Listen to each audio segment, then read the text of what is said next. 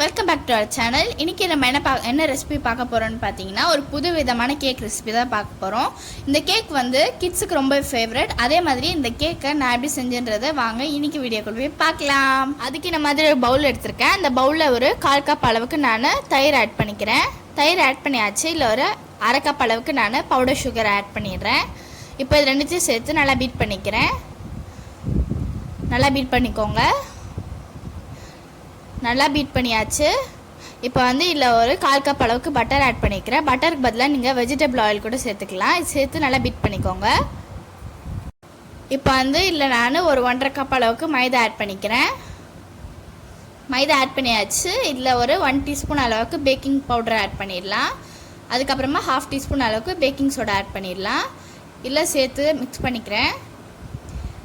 இப்போ வந்து இல்லை ஒரு 1 கப் பாலை வந்து நான் கிராஜுவலாக ஆட் பண்ணி மிக்ஸ் பண்ணிக்கிறேன். கிராஜுவலாக ஆட் பண்ணி மிக்ஸ் பண்ணிக்கோங்க. நல்லா மிக்ஸ் பண்ணிக்கலாம். நான் வந்து இன்னும் கொஞ்சமாக பால் சேர்த்துக்கிறேன். சேர்த்துட்டு நல்லா மிக்ஸ் பண்ணிக்கிறேன். நம்மளோட பேட்டர் ரெடி ஆகிடுச்சு. இப்போ இல்லை நம்ம 1 டீஸ்பூன் அளவுக்கு வெனிலா எசன்ஸ் ஆட் பண்ணிக்கலாம். அதுக்கப்புறமா 1/4 டீஸ்பூன் அளவுக்கு சால்ட் ஆட் பண்ணிக்கிறேன். 1/4 டீஸ்பூன் அளவுக்கு லெமன் ஜூஸ் ஆட் பண்ணிக்கலாம். கேக் பேட்டரில் எதுக்கு நம்ம லெமன் ஜூஸ் ஆட் பண்ணுறோன்னா கேக் நல்லா ஃப்ளஃபியாக வரும். இது எல்லாத்தையும் சேர்த்துட்டு நம்ம நல்லா பீட் பண்ணிடலாம். நல்லா பீட் பண்ணிக்கோங்க.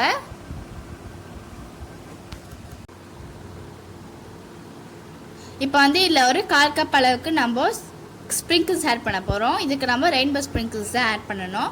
அதனால தான் இது பேர் ஃபன்ஃபெட்டி கேக். இதை வந்து நான் ஒரு 1/4 கப்புக்கு எடுத்துக்கிறேன். 1/4 கப்புக்கு நான் எடுத்துருக்கேன். இப்போ இதை நம்ம கேக் பேட்டரில் ஆட் பண்ணிடலாம். நான் வந்து ஆல்ரெடி ஹோம்மேட் ஸ்ப்ரிங்கிள்ஸ் வீடியோ போட்டிருப்பேன். லிங்க் வந்து டிஸ்கிரிப்ஷன் பாக்ஸில் இருக்குது. இது எல்லாத்தையும் சேர்த்து நம்ம நல்லா மிக்ஸ் கொடுத்துடலாம். நல்லா மிக்ஸ் பண்ணிக்கோங்க. நான் வந்து இந்த மாதிரி ஒரு கேக் மோல்டில் வந்து உள்ள பார்ச்மெண்ட் பேப்பர் வச்சுருக்கேன். சைட்லலாம் நம்ம ஆயில் க்ரீஸ் பண்ணிடலாம். இப்போ வந்து நம்ம செஞ்சு வச்சுருக்கோம்ல ஃபன்ஃபெட்டி கேக் பேட்டர், அதை வந்து இந்த கேக் மோல்டில் நம்ம ஊற்றிக்கலாம். நான் வந்து ஒரு 3 டைம்ஸ்க்கு டேப் பண்ணிக்கிறேன். அப்போ தான் ஏர் பபிள்ஸ் ஃபார்ம் ஆகாமல் இருக்கும். நான் வந்து பாத்திரத்தை ப்ரீ ஹீட் பண்ணேன். எப்போவும் செய்கிற மெத்தடில் தான் நான் வந்து ஒரு 10 மினிட்ஸ்க்கு ப்ரீ ஹீட் பண்ணி எடுத்துக்கிறேன். 10 மினிட்ஸ் ஆகிடுச்சு.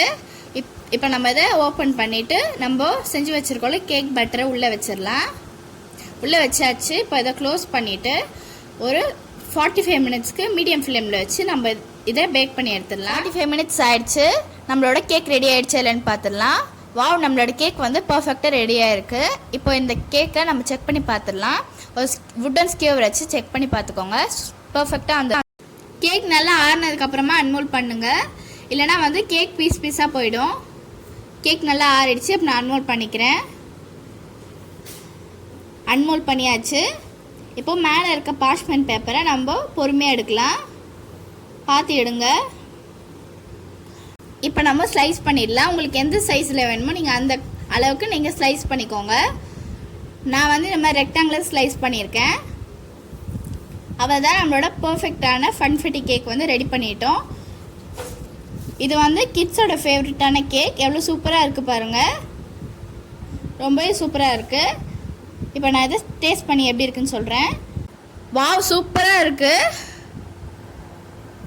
இந்த ஃபன்ஃபெட்டி கேக்கை நீங்களும் உங்கள் வீட்டில் ட்ரை பண்ணி பாருங்கள். மறக்காமல் உங்களோட ஃபீட்பேக்கை கமெண்ட் செக்ஷனில் சொல்லிவிடுங்க. இன்னொரு வீடியோவில் நம்ம சந்திக்கலாம். பாய்.